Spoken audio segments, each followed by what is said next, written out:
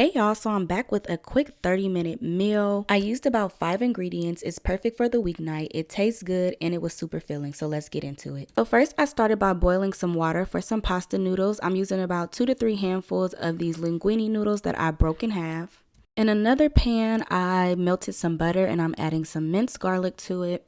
If you prefer freshly chopped garlic, you can do that as well. But again, this is a weeknight meal. We ain't got time for that. Then I'm going to add a pack of this garlic butter shrimp scampi packet from McCormick to make a little easy scampi sauce. So the packet is pretty flavorful, but I'm going to doctor it up a little bit with some lemon juice, a little chicken broth, a little cream, and some seasonings of my choice, but this is completely optional. Then once my noodles are finished cooking, I'm just going to drain them and then toss them in that sauce and make sure they are well coated. Instead of shrimp for the scampi, I did salmon, so I seasoned those and put them in the air fryer at 370 for about 7 to 8 minutes. And lastly, I seared some broccolini in a little butter, garlic, and better than bouillon, and I just seasoned them with a little salt and pepper. And here is everything plated. Like I said, it was quick, easy, and it tastes good. Make sure to hit that follow button for more home cooked meals.